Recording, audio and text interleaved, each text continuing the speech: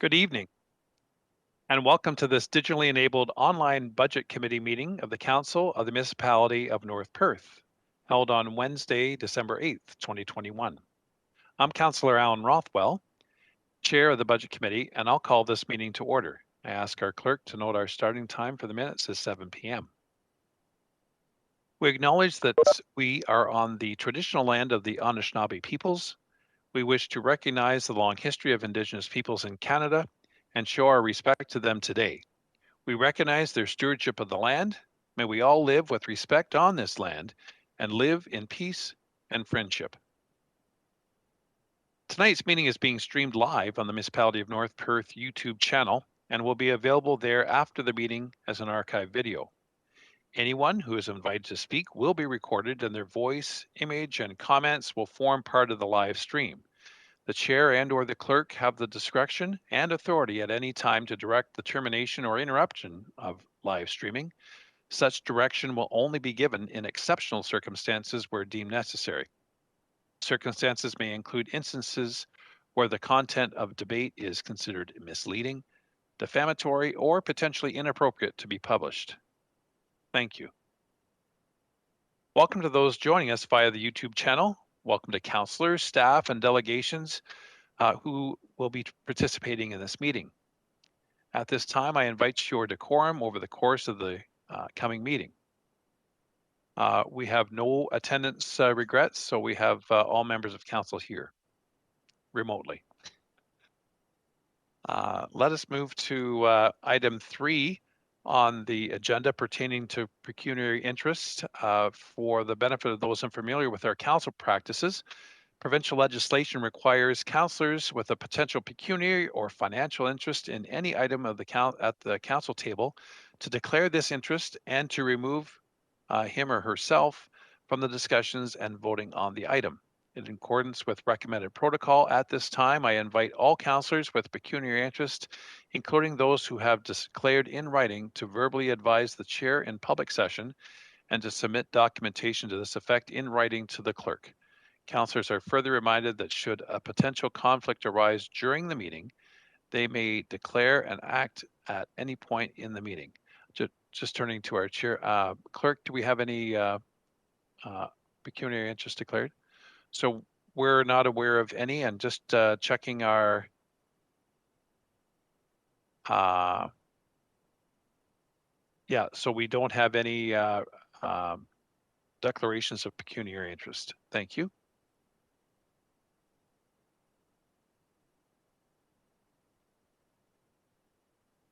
To explain our virtual processes for those that are viewing, I will be trying to seek consent from the various councillors as movers and seconders of the various resolutions and bylaws that will be put before us this evening.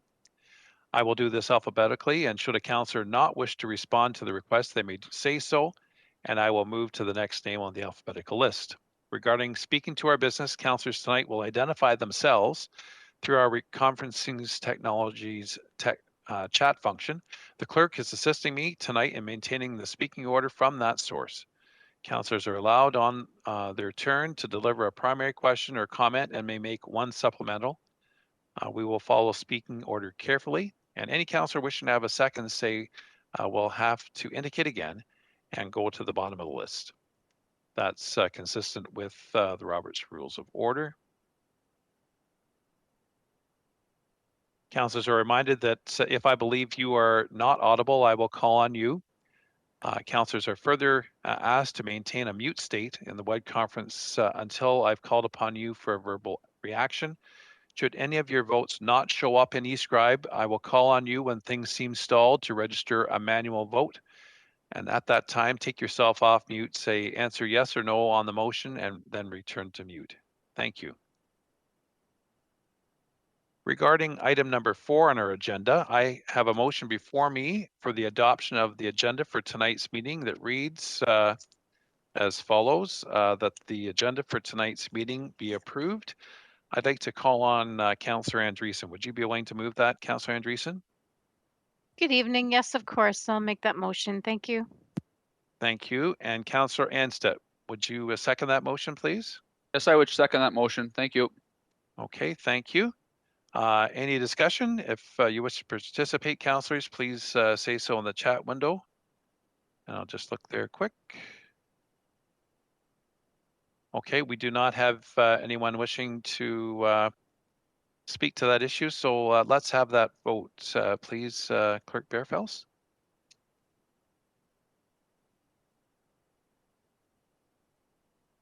Just have a moment here.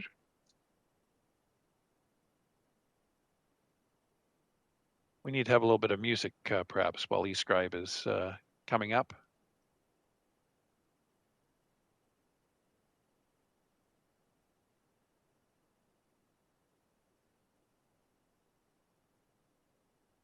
Just ask if there's. Okay, we're just having a challenge with eScribe, so I'll just call on members of council. If you have any concerns regarding that motion, please advise. Otherwise, we'll declare that motion carried. Pat our clerk is working away to try to revive eScribe, so hopefully that will be done in due course. In terms of the next item on the agenda, the consent agenda, we have one item, the minutes of the special 2022 budget committee minutes. You have those before you. I will call on Councillor Bearns. Would you be willing to move that motion, please? Yes, I would move that motion. Thanks. Thanks, Councillor Bearns. And Councillor Duncan, would you be willing to second that motion? Yes, I'll second that motion. Thank you very much. Is there anyone that has an issue that they'd like to bring forward on the minutes? If not, Clerk Bearfels, should we try that again for eScribe? We're just being patient here.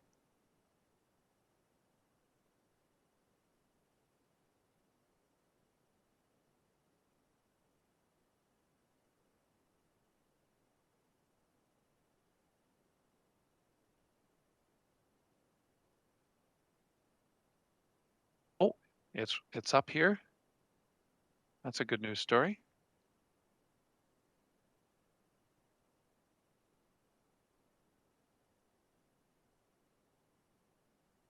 I think, are we just awaiting one more? Oh, I think we have all 10. So I declare that motion approved, carried. All right, Council, we will move forward to item 6 on our agenda.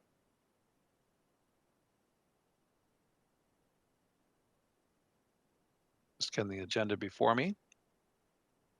So at this time, it's our pleasure to have a delegation on the AMI, which is Advanced Metering Infrastructure Meter Replacement Program. And remotely, we'll have Joel Westfold, VP and PMO Project Manager, and Mark Johnson, Executive Consultant, Water AMI Subject Matter Expert. And I'll just be turning that the floor over to Joel and Mark. I've seen their faces here remotely, and I think we've got now starting to come up on our screen the PowerPoint slides. So I will turn to and welcome both Joel and Mark.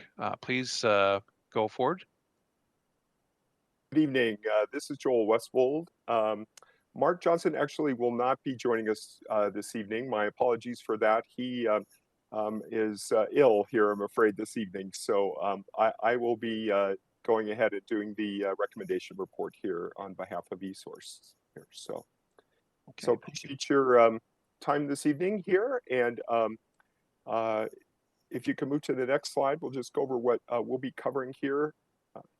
We have been contracted by Municipality of North Perth to do a recommendation report relative to advanced metering infrastructure. And so we'll be covering that here this evening.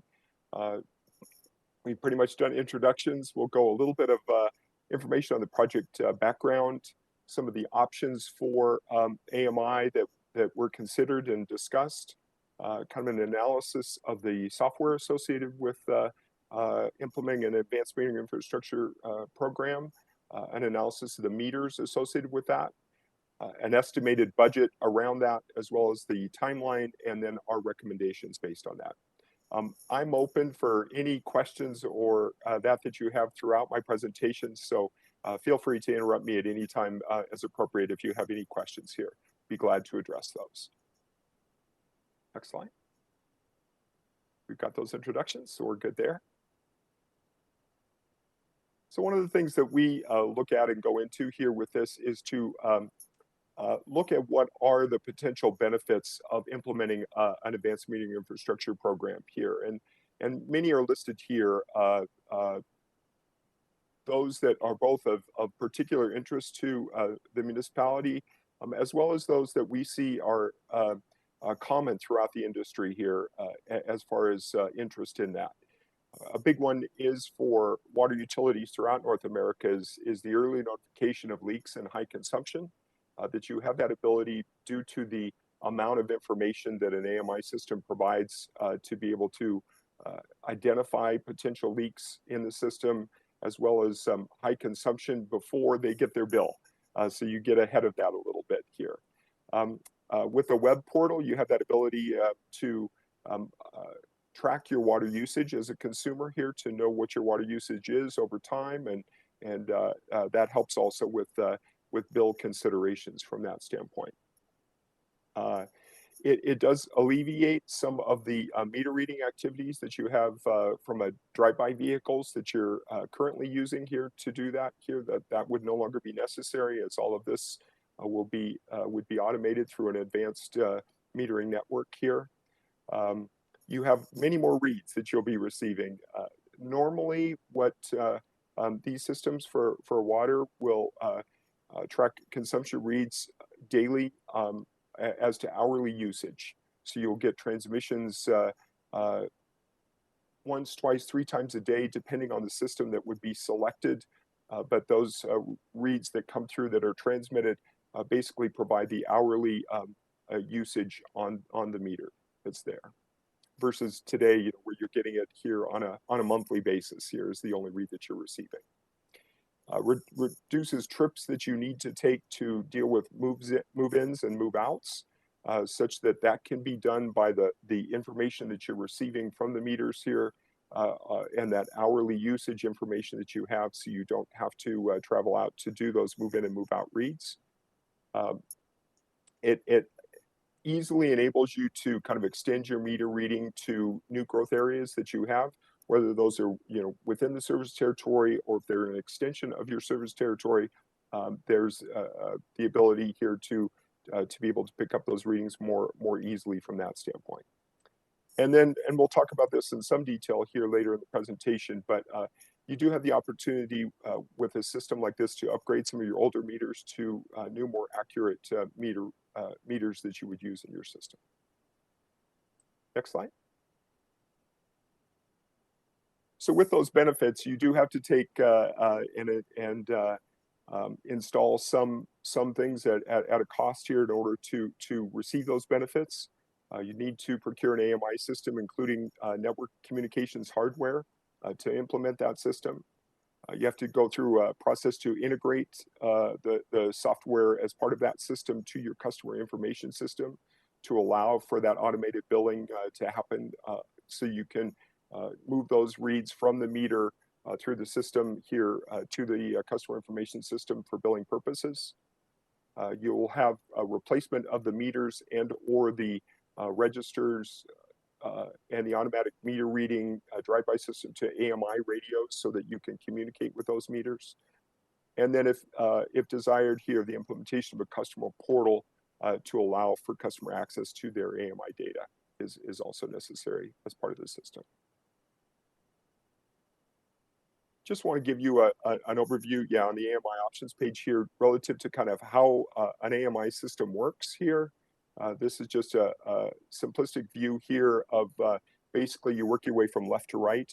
It is you have the meter register itself that communicates with a meter interface unit that contains a radio. That radio then communicates to a data collection unit collector. The information that it's transmitting on a pre-identified periodic basis. That's where I mentioned that the timing of that, it may be every 8 hours, every 12 hours, every 24 hours that it's transmitting that data to the collector. And then there's communications backhaul from that data collector, usually via cellular or fiber if it's available here to you here, back to the head-end system. That head-end system collects those reads and provides those reads oftentimes through a meter data management system, although they could go directly as well to your customer information system for billing purposes. You also have that capability to save those reads and provide those reads for other purposes, be it for a geographical information system or other systems that you may want to use in the future to use that data for different purposes. So that's just kind of the general overview of the AMI system and how it works. As I mentioned there's the communication that happens between the meter interface unit and the collectors. And usually that network to do that communication between them is one of 3 different types of a network. One of those is called a star network. It's kind of a point to multi-point, such that you have the single collector and it's collecting from multiple meters that are providing information via radio frequency to the collector, as was shown in the previous screen here.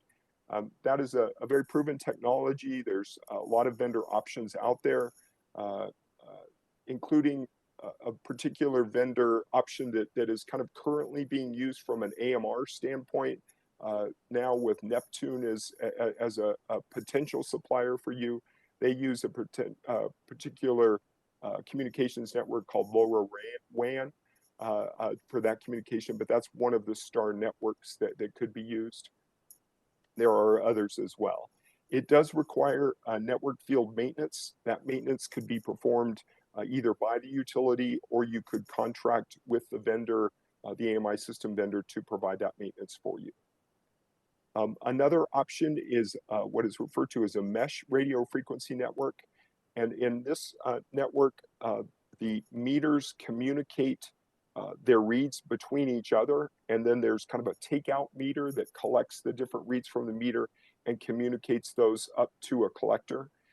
In this case, there are more collectors, but usually those collectors are less costly than under a star network where there are fewer collectors, but those collectors are more expensive just because there's more to them to collect all of those different reads here.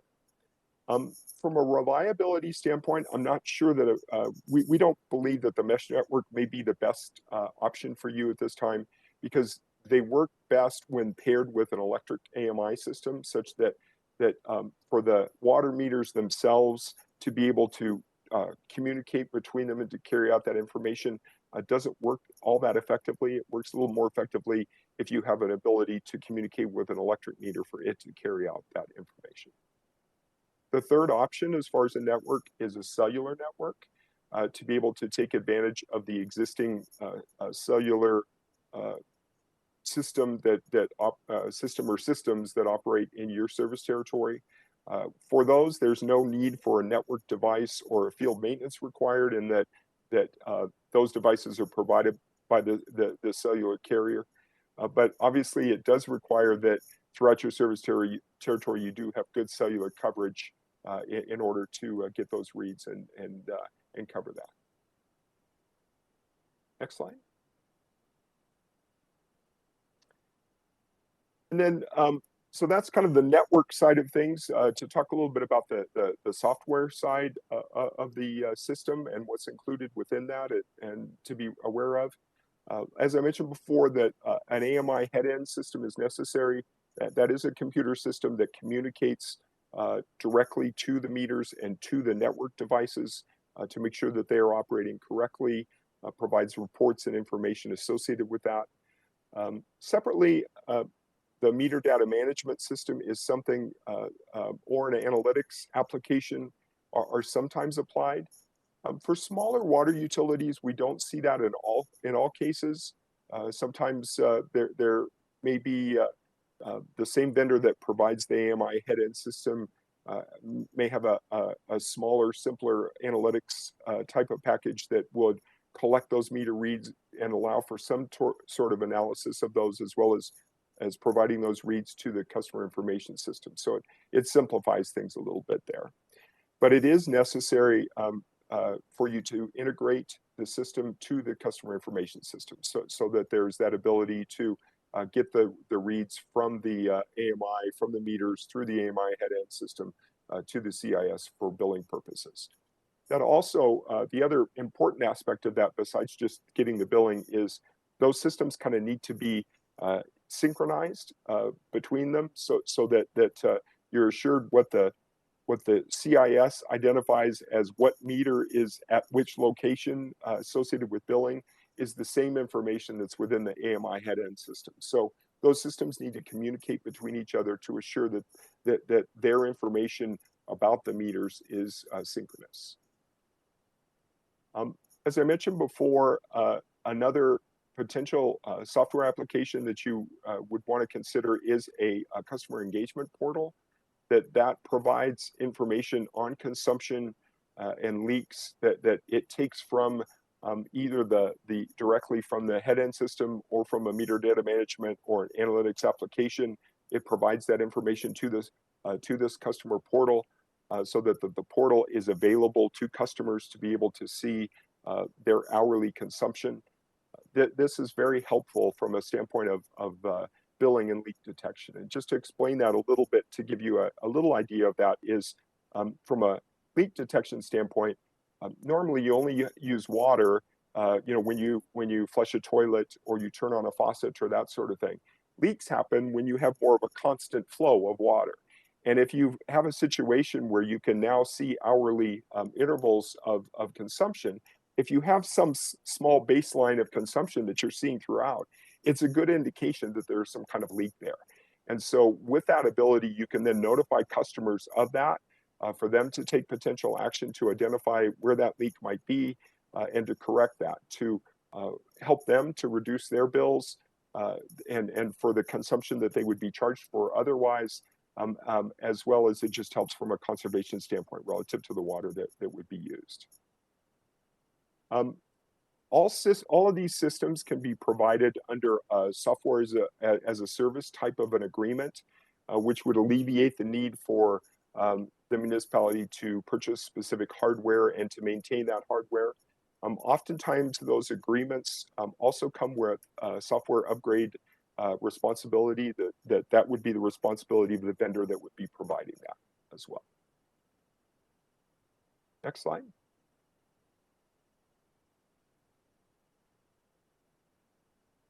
And to look at it from a metering perspective here, I mentioned before, just talking about the system from an overall standpoint, that there's kind of two aspects of the system. One is that meter interface unit that would need to be installed at each location here. That it includes the radios that are communicating back to the collector and to the head-end system from that standpoint. As well as the other aspect of that is the meter itself. Oftentimes, for every single service that you have, there will be a need to install that meter interface unit, as well as an ability at the last bullet there for that to be communicated out, oftentimes by a 3-wire connection that is outside of the structure wherever the meter is located, so that it can easily communicate to the collector. And then the meter itself, in all cases, it's not necessary to replace the meter. That there's an ability for the meter, and if it has an electronic register with it, that can be installed on it here for it to communicate with the meter installation, or excuse me, the meter interface unit, and then to communicate that out. So there's a decision on how many of the meters you may want to replace. And we had a lot of discussion with Mark and his team here about that, and determined that probably the best way to approach this for the municipality is to look at meters that are older than 3 years, is to replace those meters at the same time where you're visiting every meter location. So what we did then was to take all of this information together that we collected through workshops that we conducted to discuss these different things and put together a budget here in this next slide. And the way that we looked at this, we kind of split it into what we understand to be kind of your normal categories of how you analyze and look at this, and to give you a view of kind of a best case and a worst case cost. And our approach to that is our best case cost is based on experience that we have with some of the vendors that are in the space, and what recent pricing for other projects that we've been involved with to identify kind of what we believe would be the best case pricing for you. Some of the worst case pricing is based on quotes that have been given to you previously, which we believe are somewhat higher than what we see with other clients that we've dealt with. But we wanted to give you that range so you could see that. The engineering and consulting piece that is included there is actually our cost as eSource to be involved with your procurement process and to carry that through for you. Then the materials and the equipment is for the network, for the meters that you would decide to purchase for the meter interface units. The construction and installation is the management and the effort, the installation effort, and all of that cost here associated with that. And then the contingency is at a 15% level relative to the cost of the first three categories here, is what is included there. And so that gives you the totals here from that best case and worst case scenarios. And then we've also included the operations and maintenance cost. And that would be for those operations maintenance costs associated with the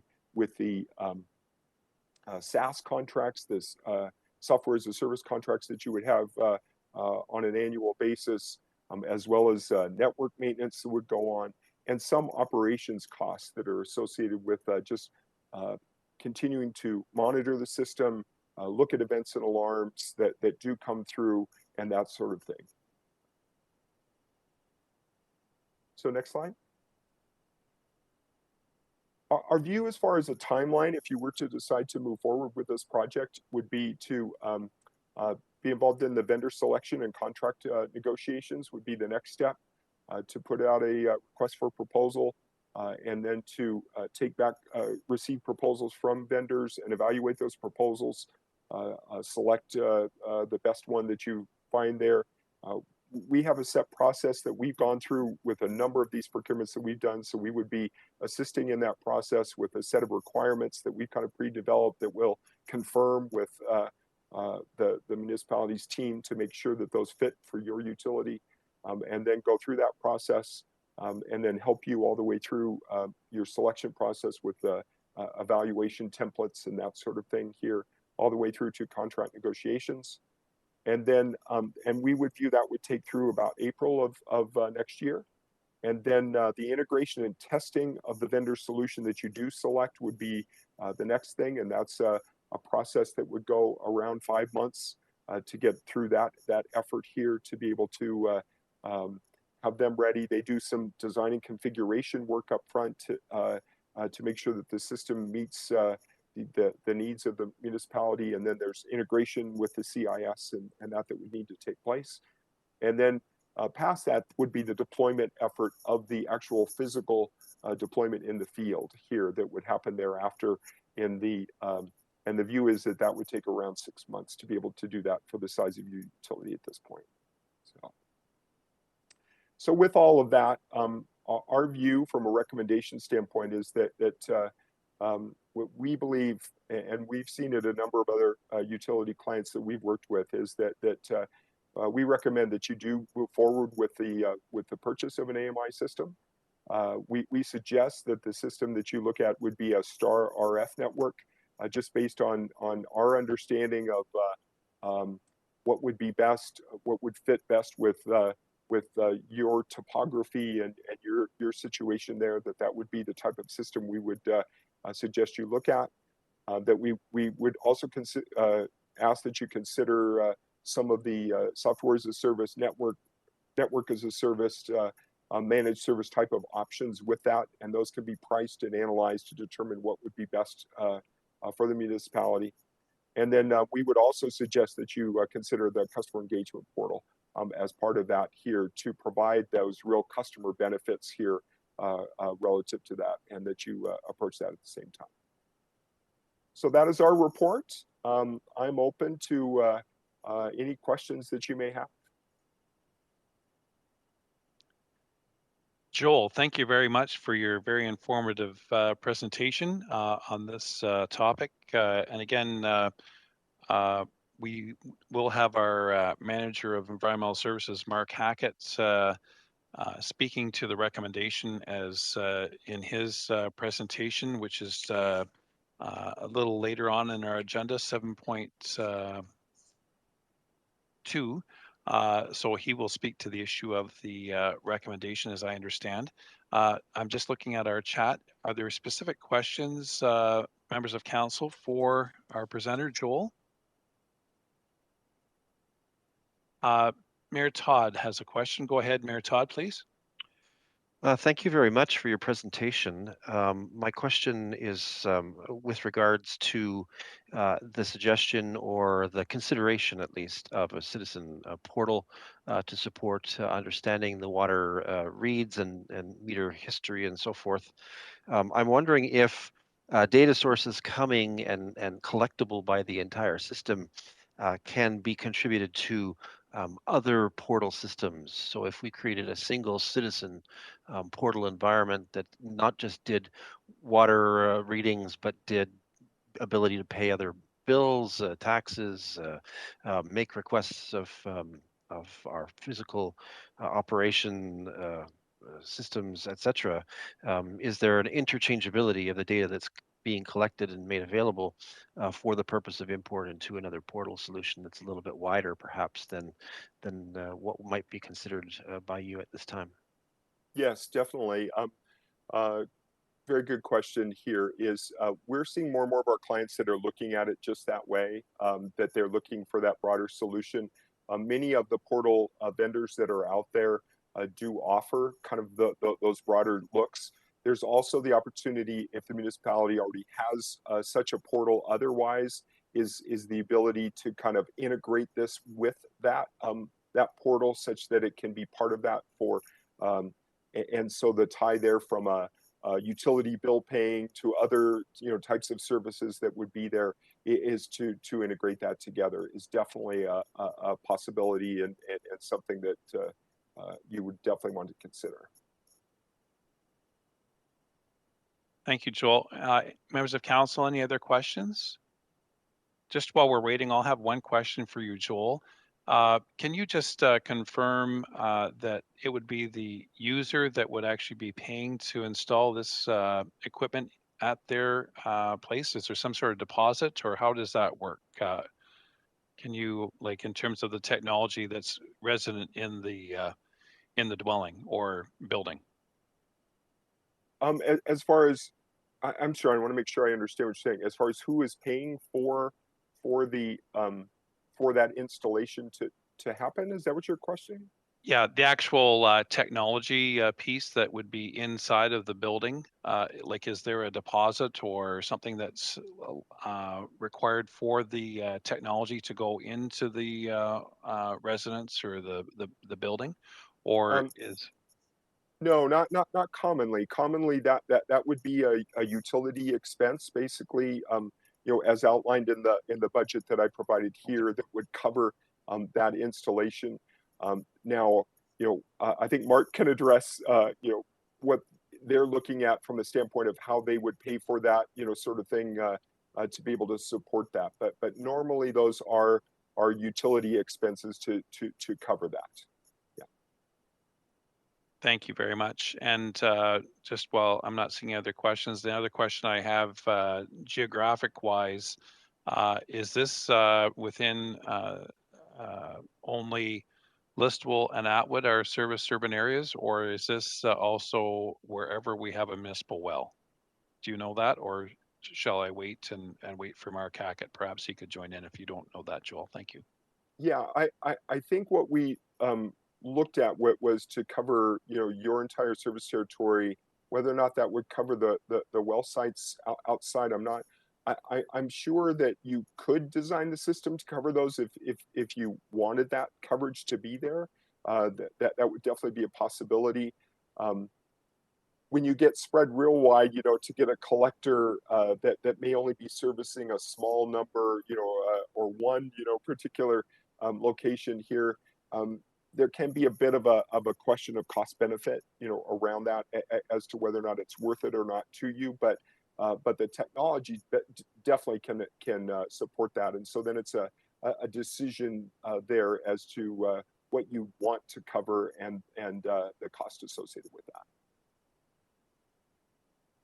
Good, thanks very much, Joel. And I'm not sure if I could just call on Mark Hackett if he has an answer to that question as to whether we're solely looking at this point for this project in the two serviced urban areas of Listowel and Atwood. Mark, could I call on you for that question, please? Thanks, Chair Rothwell. It would include all four systems, including Downstown and Molesworth as well. There's already radio antennas there that would be able to be used to hopefully mount any equipment that would be needed. Thank you very much. That answers that.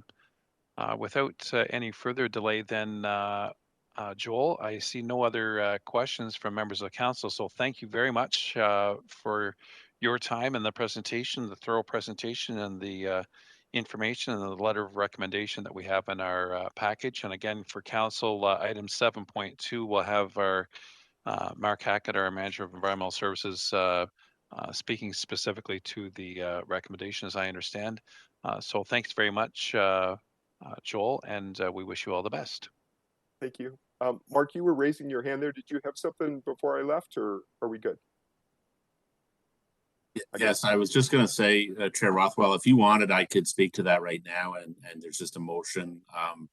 Basically, the letter of recommendation is all of the information that Joel presented today, and then the same recommendation that he spoke to.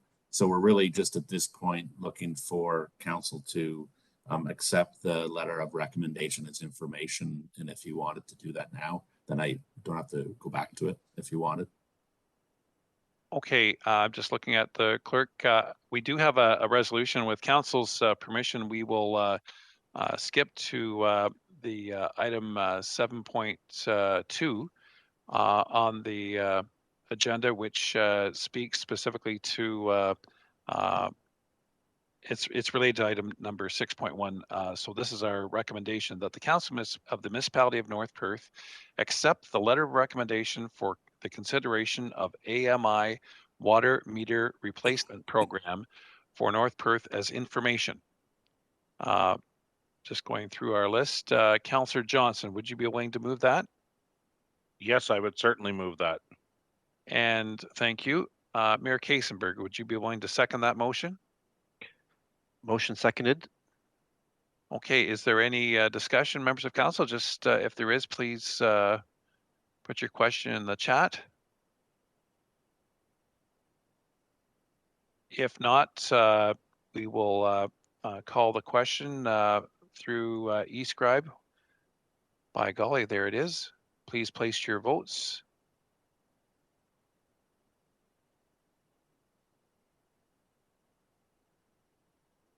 Do we have, oh, yeah, so all 10 have voted, so I'll declare that motion carried. Thank you again very much, Joel, and thanks, Mark Hackett, for your assistance in that. So that matter will move forward as recommendation has been received for information. Thank you very much.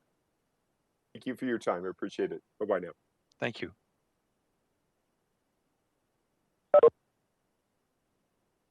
Moving to item 7.1. So this is the capital project ranking sheet. And I will So again, these are 2 pages, and I hope I just have been looking at the chat. So as I understand, everyone's found the link to the flip book. I have found it's far easier to be on another device to keep myself straight here and be able to see the flip book as I'm trying to help run the meeting here as well. But so in terms of the budget, the capital budget ranking sheets, you'll see all of the specific projects, capital projects listed on those 2 sheets, and then that there is a ranking number. And I will just advise, and I think it's become clear as a result of the presentation that we just had on the meter reading, there are 2 component parts on the AMI watering. And I know that Mark Hackett will talk about this further in terms of his time, but the project has been basically broken in half between the environmental services wastewater and water side. So that's the 870,000 and change, which makes this approximately a $1.7 million project. So what turned me a little bit here is that one was ranked at 70, I think, and the other one was at 65. But that, don't be led astray. It's all one project. It's just split between the 2, and I see Becky Balfour smiling, so that's good. So Fran and Becky, can I call on you first to give a further overview? And again, the departments had submitted their rankings, as I understand, and then they went through, and then CEO Snell and the senior management have gone through this, and this is the staff's aggregate ranking of all of these items. So without further ado, I'll turn over to Francis Hale, our treasurer, and Becky Balfour. Francis?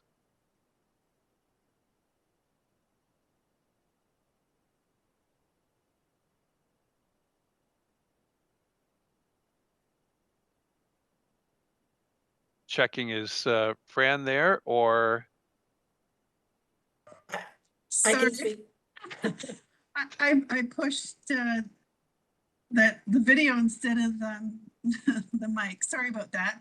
I was just going to say I'm going to defer to Becky this evening. She's got it prepared and ready to discuss with council this evening. Thank you very much.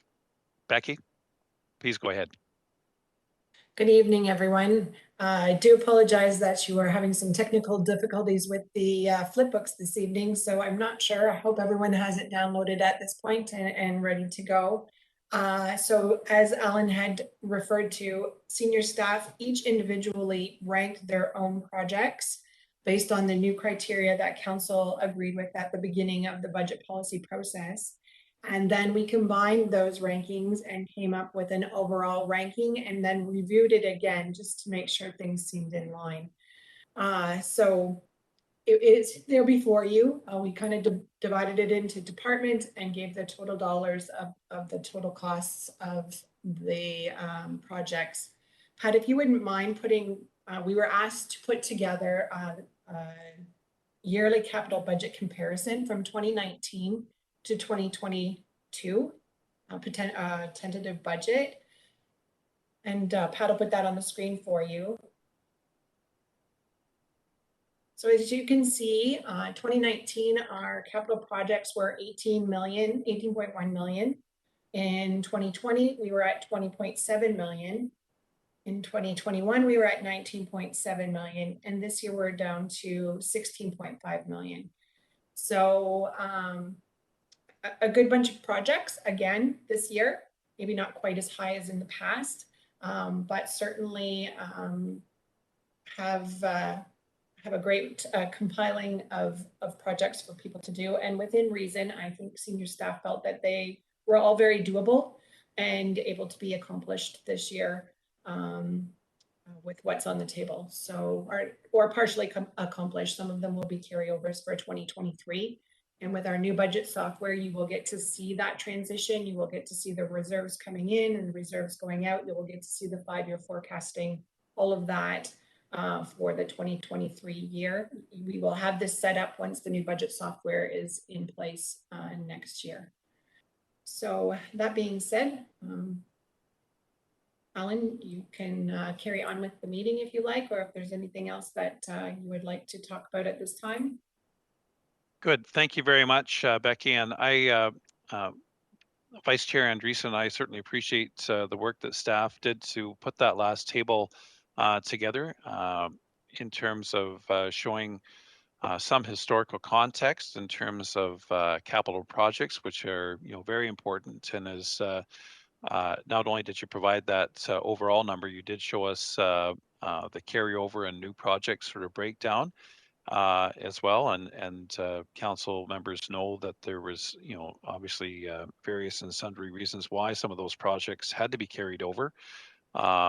And we're thankful that as many projects got done as and will be done by year end here, so that there's fewer carryover projects. And our appreciation to the rest of our staff and contractors to do that. Are there questions from council? I'm just before we slide on here in terms of the information that was shared. I think yes. Councillor Behrens, please go ahead. Thank you, Chair Rothwell. Just more of a question comment. To the numbers just after the explanation of what they are, what are those for in the chart? Like it starts like Memorial Park Pavilion 100 and then facilities. Is that just an account number or is that a rating number? I'm not sure if you're understanding where I'm saying. I believe I do. I'll just call on Becky Belfour. Becky, would you like to address that, please? I apologize, Julie. I was just kind of carrying on from last year. This is a similar table. So the first number 100 is the actual ranking, overall ranking of that project. And then the 10, 10, 10, 10 across the board, there's a formula put in there to come up with that ranking of 100. Thank you for that explanation because I was getting slightly confused as to how these were ranked. For me personally, it would have been easier to have all of the carryovers at the beginning because we've already passed motions and already made commitments to those. And not to say that they're a given, but they are a given really, in that we hope to get them completed, whether it's by the end of the year or halfway through next year. So that would have been easier, but just if you could put, a little thing there to remind us that that is the overall rating, because that makes a huge difference when we're reading it. Because I was going down and trying to read the chart and figure out what the scoring was and what it totaled. And I missed that. So I do apologize. Thank you. Sounds good. For the next meeting, I will recategorize. I'll do it by ranking, but I can also do it then by carryover. Or highlight them, at least then they're identified better. They're identified on the combined sheet at the very back of this presentation where the combined sheet is, but not on the ranking. So you're right. It would make more sense next year. Hopefully everything will look much better next year too. Thanks very much for the question, Councillor Behrens, and thanks for the explanation, Becky. And hope springs eternal, especially at this time of year. So we look forward to that. Now, for members of council, there was a discussion point here as to whether or not council members wanted to have the opportunity to rank these matters as well. We did have opportunity to provide ranking in previous years. We have one Vice Chair Andreessen and I had the conversation with staff as to whether or not you as council wish to have the opportunity to provide your specific ranking. If you do as council wish to proceed on that basis, staff can provide the information through to us through an email as early as tomorrow or by Friday. with the expectation that our homework would be done and submitted back to council or back to staff. Sorry, I'm just getting a calendar here. I believe it's by the 22nd of December. Correct me if I'm wrong, Becky. I believe it's December the 22nd. So I'm just looking at the chat here. Are there members of council wish to speak to this matter? If you would like to have ranking specifically in addition to the staff ranking, or if you're satisfied with the staff ranking, could you please put your desire to speak in the chat function, please?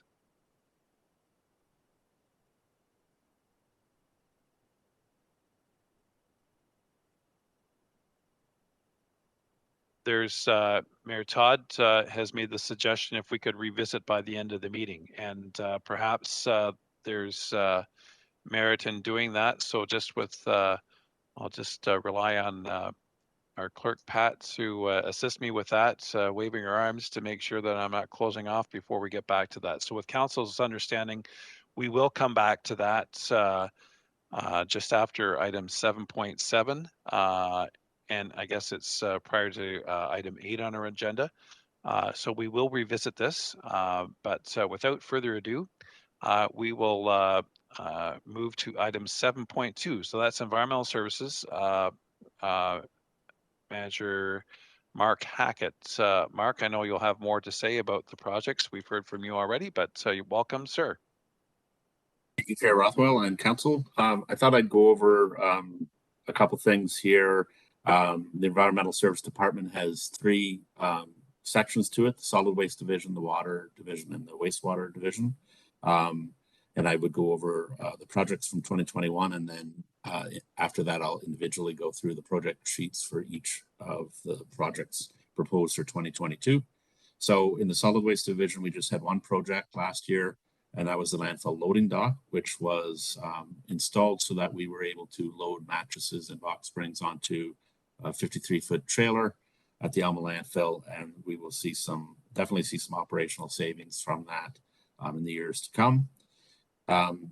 In the wastewater division, we had a number of projects going on. A couple of them are carried over, and you'll see that when we talk about the proposed ones for next year. So we have the hydraulic re-rating of the wastewater treatment plant. The septic receiving station auger grinder replacement was completed, as was the driveway at the wastewater treatment plant. The air release valve replacement and aeration tank refurbishment, those all took place and are complete. Noted the water replacement that was just started last year, and we're moving into that obviously this year. We did 2 side roofs at the wastewater treatment plant repairs, and we have some infiltration study recommendations. For the water division, then there actually were no capital projects that were proposed. They're completed in 2021. So if I could move into each of the project sheets, I'll start with the wastewater. We have the hydraulic re-rating of the wastewater treatment plant, and as council is aware, with the growth that we're seeing, it's very important that we are able to have the capacity at the wastewater treatment plant, and we've been working for years towards this. We are very close. Last year was a very busy year for staff. They were involved in a lot of an extensive sampling program and testing.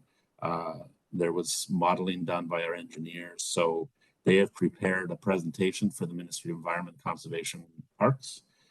We reviewed that presentation with senior staff on just this past Monday. So that will be a date is getting set up, hopefully very early in the new year. And we'll make that presentation then to the ministry. And next step then would be to complete the application for to amend the ECA to increase the rated capacity. So we have $57,000 scheduled for that for next year. The next one is also a carryover. It's the infiltration study recommendations. We did a bunch of work this year. We were able to complete all of the CCTV inspections of the 4 catchment areas in Listowel that have shown to be a bit of a problem area. And we have a great deal of information from that. We have many hours of videos to review, and they have also been good enough to highlight some of the main areas of concern that what they found from the videos. So we have some areas that we're going to be going and doing some spot repairs, and hopefully that will help with some of the infiltration problems that we have, like any collection system. We did install and purchase and install some overflow flap gates that will help with inflow as well. And we have, for 2022, we just have the low line maintenance structures to be inspected. That's on our main force main coming from Listowel into the pump station. And we'll hopefully be able to do any repairs or sealing where possible. And there is $40,000 for that project still. We have the water meter replacement program, and I won't go into this at all other than to highlight what Chair Rothwell mentioned about that this project is split between the wastewater reserves and the water reserves. So that number that you saw that has been split $870,200 to the wastewater side, and you'll see it again on the water side. I'm not sure how I got different rankings on those. That was a mistake on my part. So I won't go into any more of that. I think that was a really good presentation with a lot of information for council. There is one, Becky, that I noticed. I think it was missing in the flip book. There's just sort of a blank page, but it was a return activated sludge pump. And so I'm looking over at my other screen where I have the project sheet, but it was an original pump from 1993 that needs to be replaced, and that's for $60,000. I don't think it was included in here.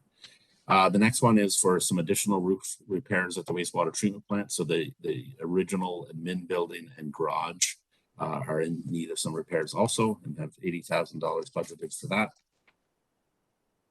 Also at the wastewater treatment plant, there is an on-site pump station where all of the flow that comes from from the building itself, from the lab, from the washrooms and things like that, and also the filter wash water or backwash water goes into this pump station, and then it pumps it up to the headworks for treatment.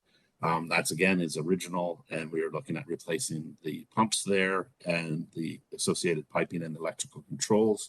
We have a budget price of $100,000 for that. The next project is a Clarifier scum removal system. Scum removal is a standard term for that's used in the wastewater industry. And we have, as council is aware, with the upgrades that we did over the past few years, we did install a grease removal system at the headworks of the plant, and it's working great. It removes a great deal of grease, but there are some like microscopic, small, finely dissolved particles that still get through. They end up collecting on top of our clarifiers, and then they go over the weirs and end up in our filters, and that creates some issues with very fine stuff blocking up some of the porous plates and contaminating the sand.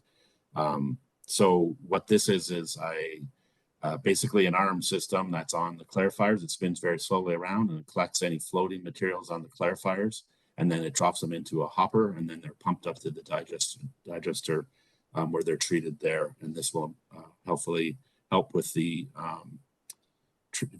final effluent treatment that we get through the filters, who are also very old and are in need of replacement at some point in the future.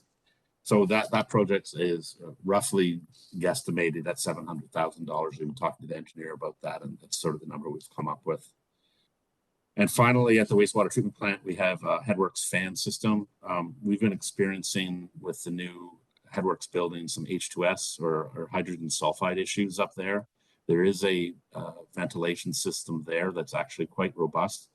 However, we're still getting these pockets and in low-lying areas where the H2S is collecting. So we're proposing to install they're about a 10-foot blade ceiling fans that will spin, move the air slowly down, and move that air and help dilute it by mixing it with the other air, and also move those pocket areas of H2S so that they'll be able to be removed through the existing ventilation system. The H2S is not only a health and safety concern, but it also can cause a great deal of corrosion on the equipment. So we want to get that looked after as soon as possible.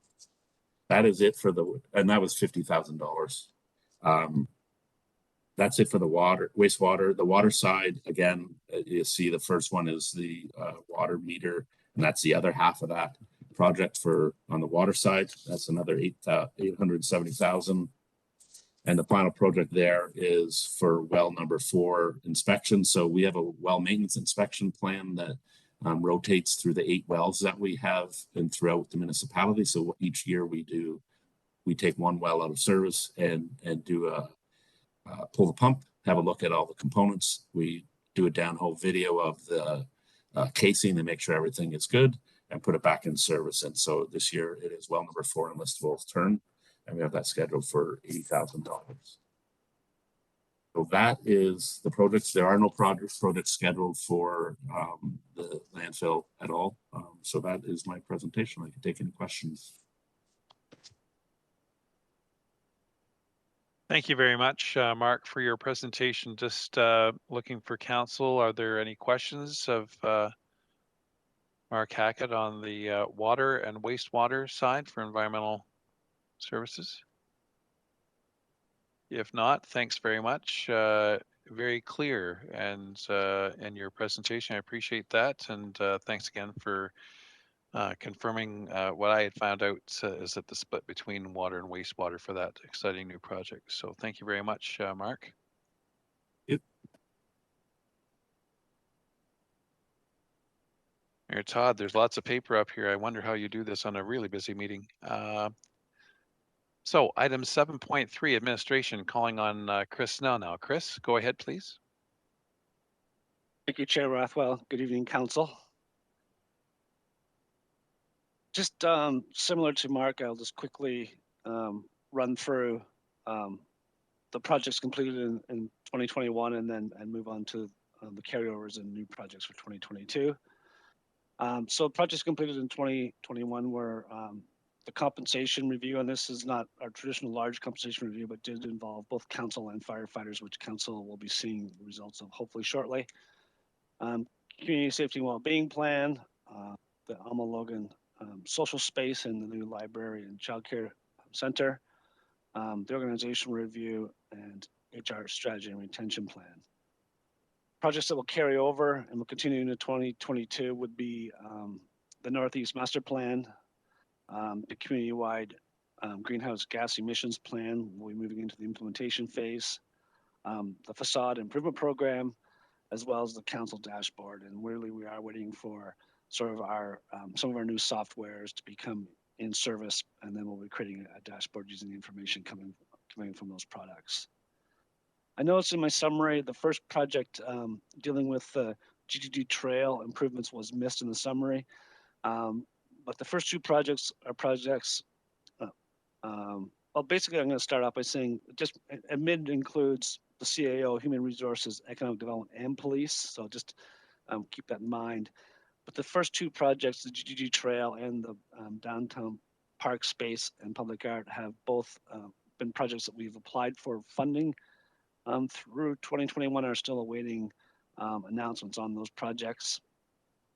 And the next number of projects are actually pulled directly from our strategic plan, with the redevelopment plan for Atwood and Moncton and Brownfield locations.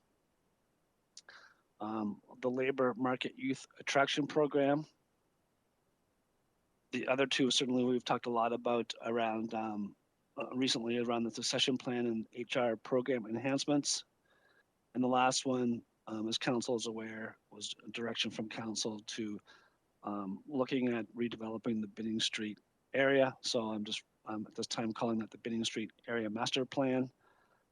And we'll be going forward with looking at the future options of how that area is serviced and planned for the future. The one certainly a high priority of council that did not have a budget sheet prepared for, and that was sort of on purpose, was affordable housing. At this point, I didn't feel comfortable putting forward a budget capital sheet because I wasn't sure what our exact direction or spend would be. So hopefully when we get some staff resources put towards that project, I was planning on bringing back a budget sheet and looking at a budget amendment sometime in 2022 to look at affordable housing initiatives. As council is aware, affordable housing initiatives can take a variety of different shapes, including policy changes, which don't cost a lot, may include donation of land, which really doesn't have a budget impact. But again, it could include also additional financing plans that may have a cost to them. So that's why that has been omitted so far. But certainly, if council wishes, we could create a budget sheet. It just might be sort of a best guess with today's information. But certainly, I can answer any questions council may have on the general administration projects for 2022. Thank you. Thank you, Chris. We have a question from Councillor Duncan. Go ahead, Matt, please. Yeah, Chris, can you just remind me again what the Atwood and Moncton brownfield redevelopment projects are? So really, throughout the strategic plan, we were looking at just the goal actually reads to promote and attract restaurants, shops, and entertainment areas into the development and redevelopment of Moncton, Atwood, and other brownfield locations. So I think it is really more of a revitalization project, and obviously we have a couple brownfields. I think in all three urban areas that may or could use some attention. And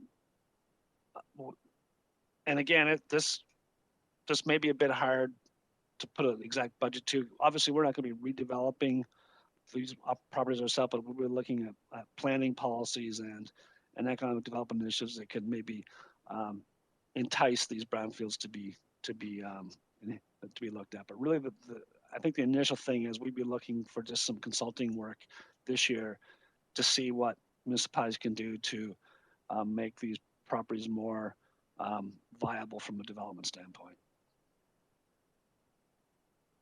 Thank you.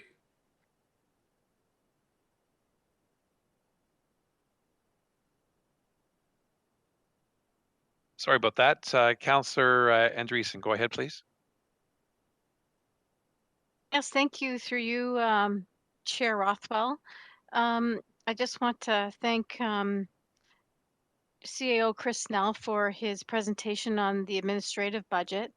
And I do really appreciate your advanced thinking about the affordable, attainable housing element to the work. For myself, I would like to see some further discussion on looking ahead to 2022 on this specific portfolio. I feel a level of urgency around affordable and attainable housing in our area, in our municipality. And I really see that this is a growing issue. And I realize that, I think it would probably require some more further discussion about possibilities around budget for that. And I don't have any, recommendations at this time, but I would like some further discussion in the context of the budget in that specific area. I hope that makes sense. CAO Snell, would you like to respond there to that, please? Yeah, I can certainly try to answer that. So we have put some money in the budget to both help Kim and her projects with some additional staff resources, as well as the manager of strategic initiatives. Really, between those two positions, we were hoping to allocate a good part or some of their staffing time to the whole issue of attainable and affordable housing. So hopefully we'll get those hired in early 2022 once the budget's approved, and we can get some early work on that. It was just hard for me to put together a project sheet because I'm not sure what their recommendations will be as far as the spend goes. Because as I said, some of the stuff that the task force has done earlier on is some of it's quite cost-effective policy stuff, but then some of it, as you know, if we get into the whole concept of co-developing or donating land, there is some certainly more opportunity at that point that council would make an investment. So I just felt a little comfortable. I wasn't sure what direction we'd be going with first in 2022, but I certainly appreciate Councillor Andreessen's comments.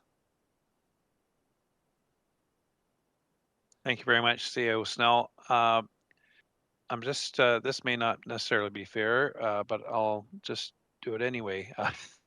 CEO Snell, I'm sure you're aware of the recent news release from MPP Pettipiece regarding the community infrastructure grants, I think they are, Ontario Community Infrastructure Fund. And I note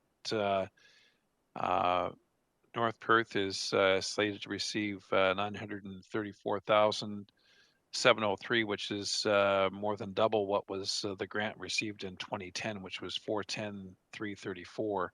So I suspect we'll have more conversation about that when it comes across the council table. But presumably that's going to help us in addressing some of the both potential capital sides projects. Is that correct, Chris? Would you like to respond, please?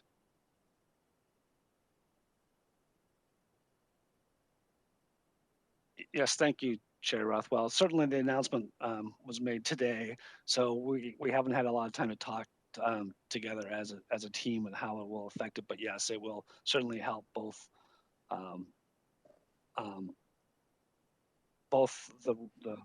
the operating budget side end, but the money does have to be used though for project sides for the most part.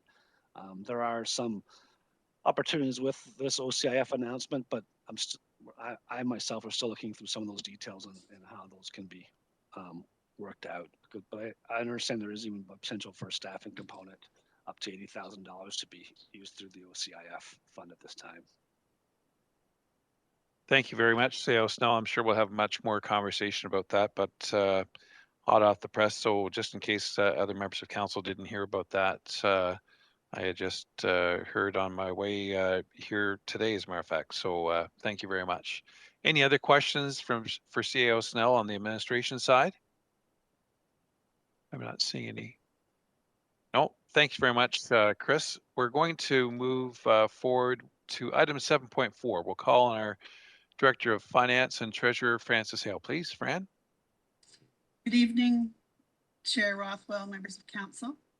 I'm splitting the finance department into two sections, one being our general processing, financing, and accounting, and the other being our information technology services. We'll start with the general processing, financing, and accounting.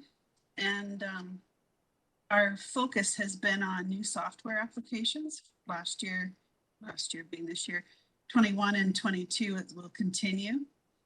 We do have 3 projects in the hopper. Of course, we've talked about the budgeting software on and on, and we're quite excited about it.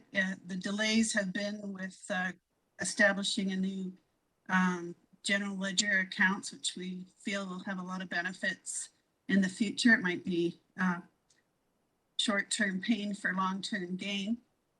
But I do feel that we, with the encouragement of our consultant, have made the right decision there.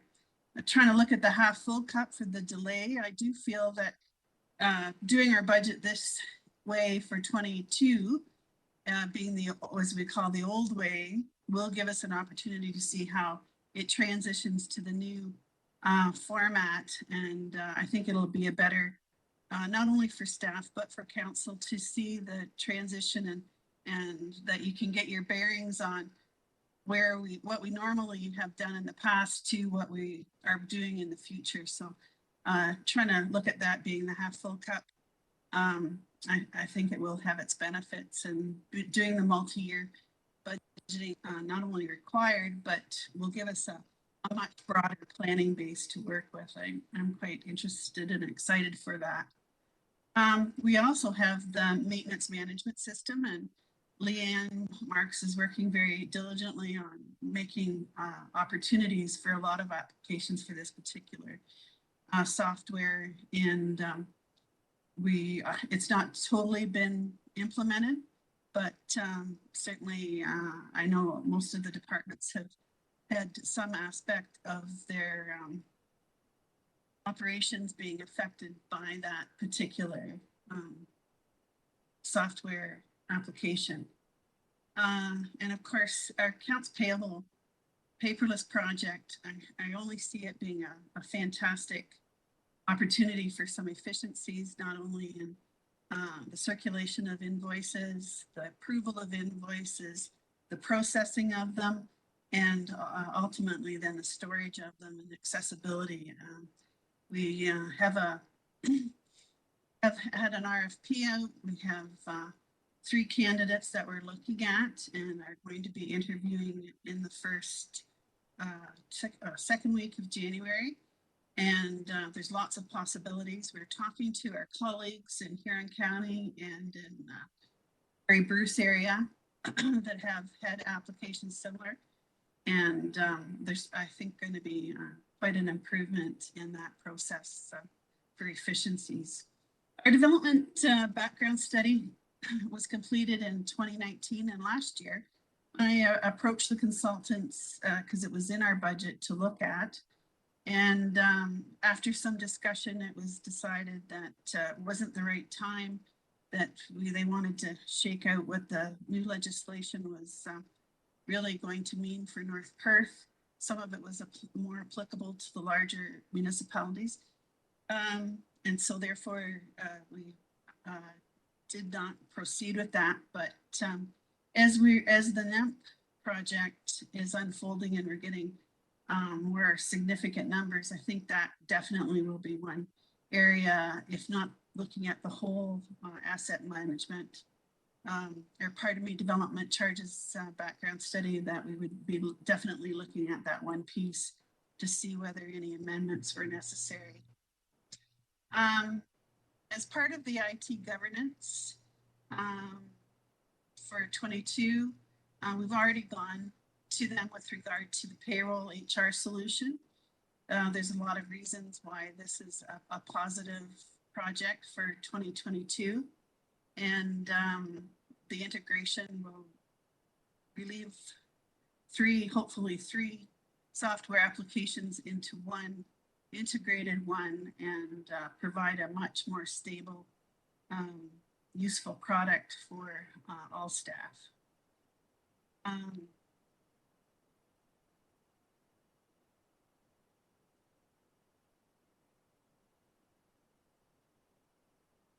Moving on to information technology services. Eric has had a number of projects that he has in mind for 2022. As you know, there's been lots of applications and upgrades in 21. And the focus was going to be on server upgrades, network upgrades, especially focusing on our security aspects, as council's aware. That is always a concern for organizations, and governments are organizations are no exception. So this is including the replacement of the main server at an estimated cost of $75,000. And right now, this report has indicated that we're going to be migrating from Exchange to 365. During 2022, but we've had to accelerate that. Over the last 2 weeks, we've encountered a number of significant problems with the product, and all stemming from the upgrades that we've applied to our particular application. And so we're going to accelerate that sort of quasi under emergency. We're going to be doing it in pockets, and hopefully we'll have that done by the end of March, just to overcome these upgrade issues that are occurring. Certainly the vendor would like to see us all at 365. So I think that moving forward faster with it's probably the solution. Our VMware upgrade for virtual lab and DR sites with placeholders, we're just using your costing of $30,000, and antivirus upgrades for another $7,000.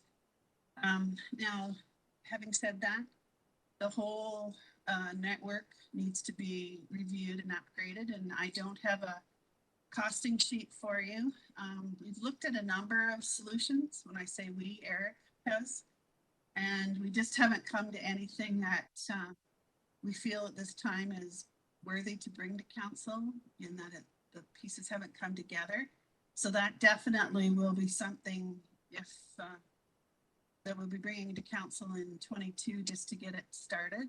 But at this point in time, we didn't feel it was worth your time to be reviewing something that was too far out there at this time for consideration. The IT governance group is coming into its own. Certainly all the projects that every department does pretty well in this particular time frame does have an IT component to it. And that's something where we are trying to work very closely with one another. And I think it's gelling at this point in time. Like even tonight, as the mayor brought up with the portal use for the water meter project.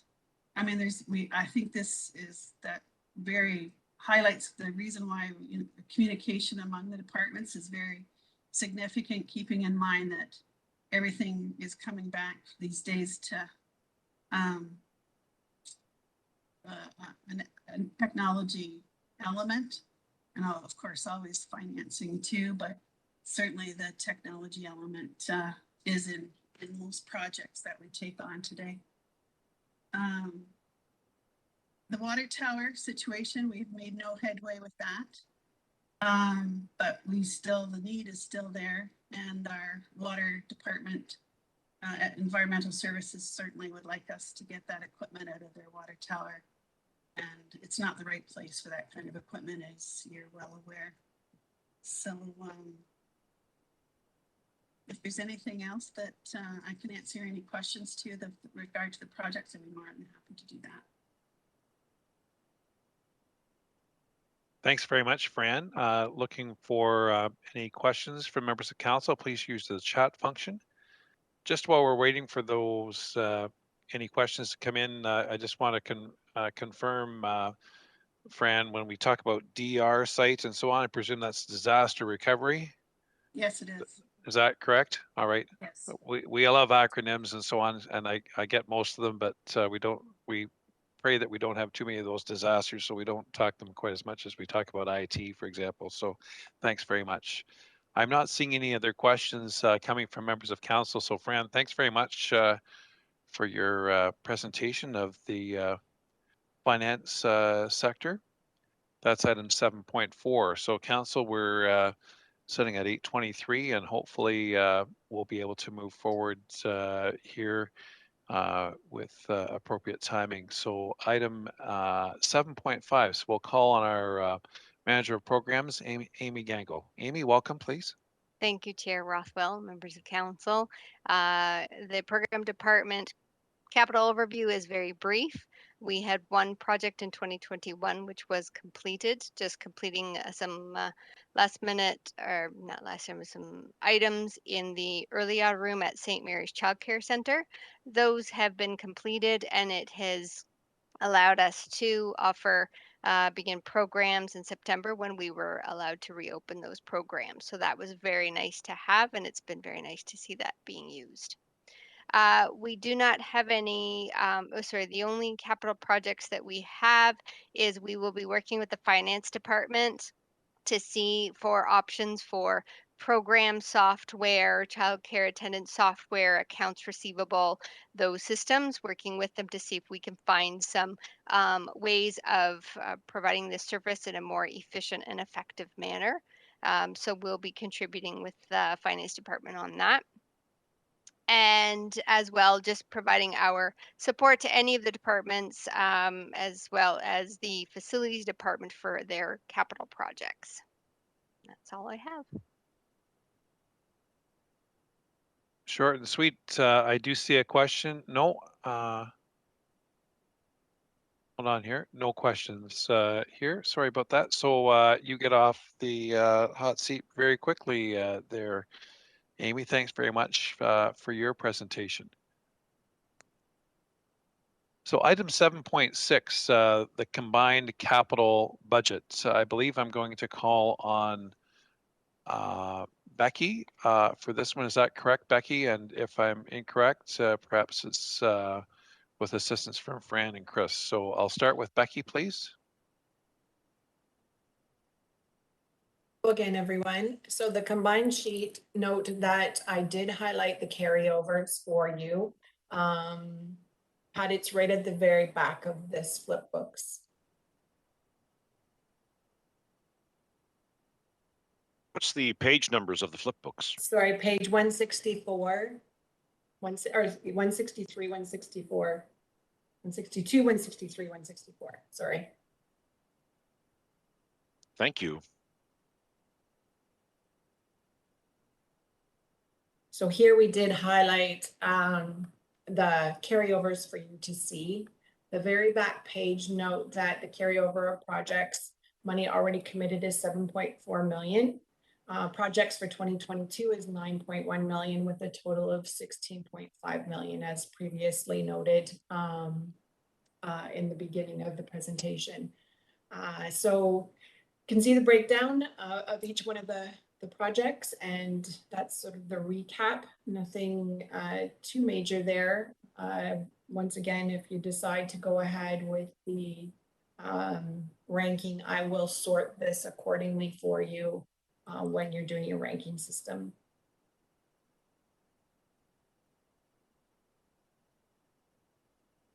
Becky, I do want to thank you for your presentation. I saw Pat was trying very diligently to go through and get that up, but further to Councillor Barron's earlier comments, I think we'll all appreciate the yellow outline there of carryover projects, specifically outlined, because that's an issue that did come forward in previous meetings, as I recall. So I appreciate that work, and certainly, Becky, your commitment to amend the document so that we can have that sort of for councillors and the public, if they're interested to see those matters as well. Looking to council, are there any specific questions on the combined 2022 combined project budget sheets? Page, what do we say, 162 to 164, I think it is. Yes. Looking here. I don't see any comments coming in at this time. Go ahead, Becky, please. Sorry, Chair Rothwell, if I may, just as a quick for council, as you may be looking at this in the future, on the bottom right-hand corner of the screen, there is a little almost looking glass with an A in it. If you click on that, a box opens up at the top of the screen and you can put in any wording you want to try and find. And across the bottom, little yellow lines appear, and you can click on any one of those and it'll take you to a page with that word on it. So if you were trying to search for facilities, maybe you can get to that page faster, those pages faster that way, just as a refresher from last year as to how the flipbooks does work. Pat's just done a little bit of a model there. So if you type in facilities, Pat, for us, then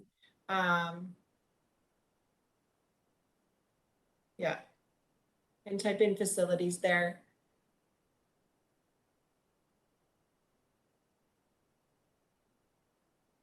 We're having a little problem with just the way things are on the projector here. So Pat's got, what are we, a 70-inch screen here or something, about 20 feet away. So along the bottom, note that there's all these little yellow lines. So any one of those lines is where facilities is within the document. And so where they are combined all together, that's pretty close to where facilities will start. You can go to the first one, and it's likely the there we are. Yeah. So that's just a quick way to try and find some sheets. If you were looking through the 192 page document, it might be a little faster for you. Thanks very much for that tidbit of important information. That's great. So just there was a question came up from Mayor Todd. So yes, I'm confirming that for both the operations, facilities, and fire are all project budgets are going to be at our next meeting, which is going to be on Wednesday, January 12th. Am I correct there? I believe that's our date. Correct. Yes. Wednesday, January 12th will be the balance of the capital projects that would be actually presented. They're all in our flip books, so if you do want to have some, maybe you've done that reading as I did and so on, but the actual presentations will be on Wednesday, January the 12th. Any other questions before we move to item 7.7? I'm not seeing any other questions. So item 7.7. So this is the capital budgets discussions. And again, so council, we have had the presentations from staff on the environmental services, administration, finance, and programs. So you'll see those items there specifically before us. Are there specific questions that you did not ask yet on those four sections of our so environmental services, administration, finance, and programs that you want to ask now? If so, please go ahead. And while you're considering that, we will come forward again with the question and discussion as to whether council wishes to engage themselves on ranking on the capital budget side. I'm looking for Councillor Richardson to weigh in. Please, Councillor Matt. Thank you, Chair Rothwell. I just want to, number one, commend staff on some of the good work they do from budget to budget. It's an awful lot of work that goes into some of these documents, and I'm actually quite enjoying the flip book here. Sorry, I muted myself. I also think that, as Chris had, or our CAO had alluded to a couple of weeks ago, that the budget or recent budget meeting, that it has been a relatively tight budget, as we can see by what some of our project costing is going to be. It's significantly less. And I don't know if it's necessary for myself to be involved in the ranking, that I'm looking at a lot of the carryovers that we've had from the year before, that I don't know if it's really necessary for this year.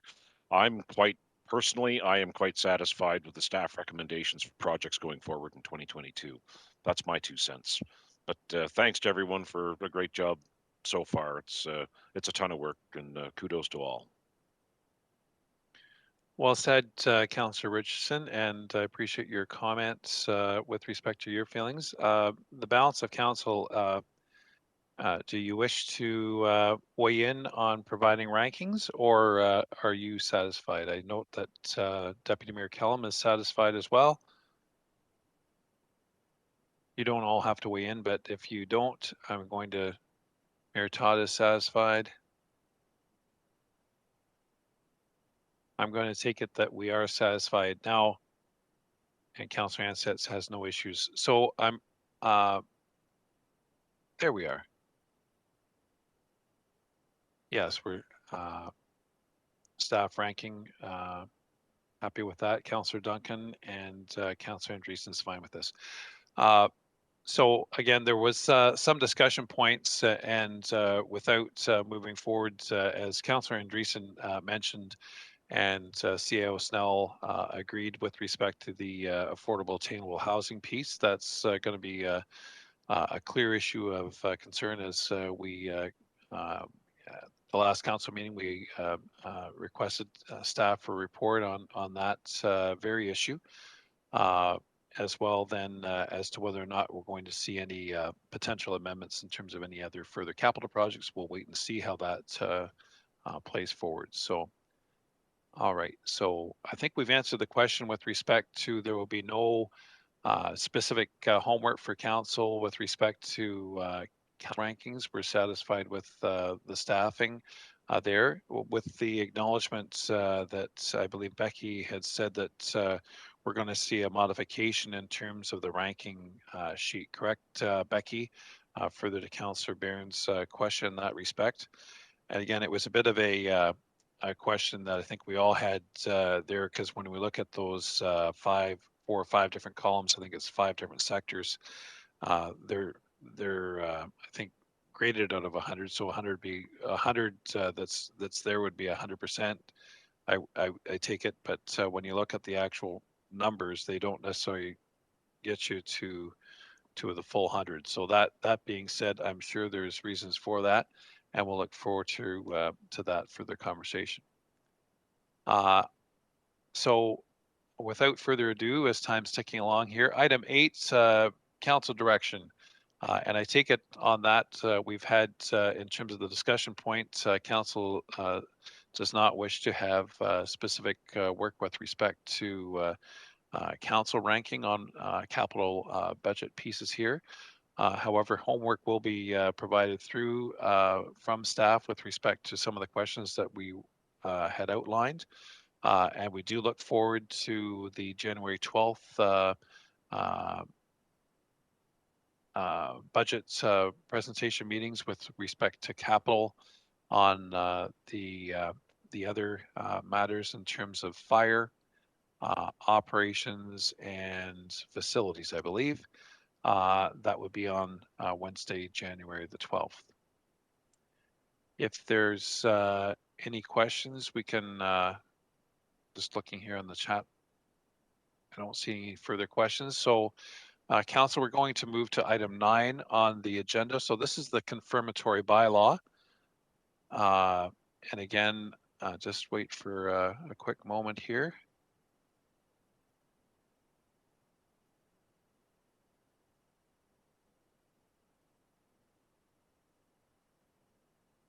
As a mandate of good practice, council near the end of its meeting agenda to confirm all of its actions and business of its meeting through what's called a confirmatory bylaw. So I do have a draft confirmatory bylaw. It is number 133-2021, being a bylaw to confirm generally previous actions of the Council of the Municipality of North Perth, being introduced, read, considered as read a first, second, and third time, and finally passed, and that the said bylaw be signed by myself and the clerk and sealed with the seal of the corporation. And I'm just looking for a motion. Just going to go to my list here. Deputy Mayor Kellum, would you be willing to move that, please? That's the one I will, Alan, and a well-run meeting tonight. Thank you. Thanks, Deputy Mayor. And Councillor Richardson, would you be willing to second that motion? I would be happy to second that motion. Thank you. Oh, that's wonderful, from Rogers Road Studios. Thank you very much. Any debate on that matter, members of council? If not, we'll call on Clerk Bearfels to give us that. Look at that, eScribe is still going here. There we are.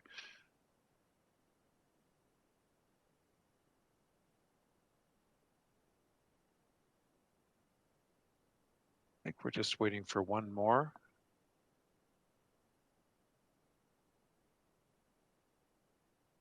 Oh, no, we have all 10. There we are. I'll declare that motion carried.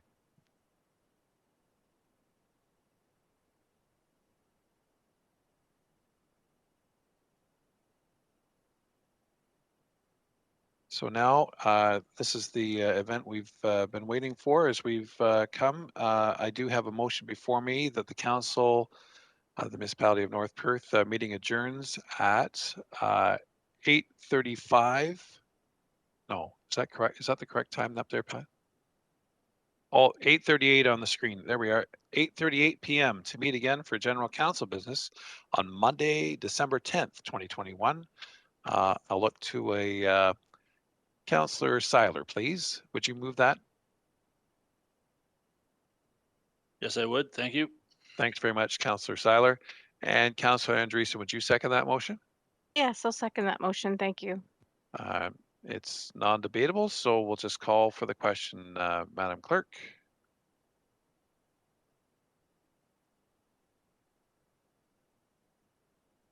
I think eScribe's getting faster as we go further into this meeting. All 10, we will declare that motion carried. So council, thank you very much for our capital budget meeting of the budget committee. Thanks very much to staff and for all the presentations, and I bid you all a good evening, and certainly members of the public that joined us here this evening. Council, we'll see you on Monday, December 10th. Good night.